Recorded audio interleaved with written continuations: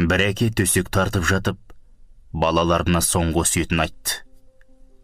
Жан балаларым, мен сендерді қолымнан келгенше адал еңбекпен, маңдай теріммен өсіруге тырыстым.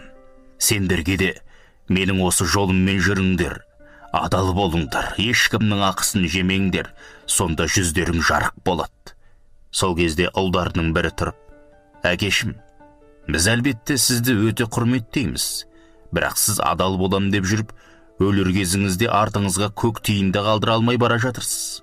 Ал сіз үнемі жемқор, ішкі жегіш деп айтатын адамдар ұлдары мен қыздарын үлдемен бүлдеге орап қойған.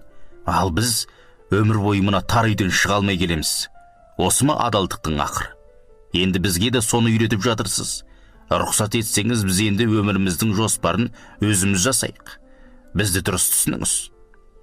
Онсыз да қиналып жатқан әкеге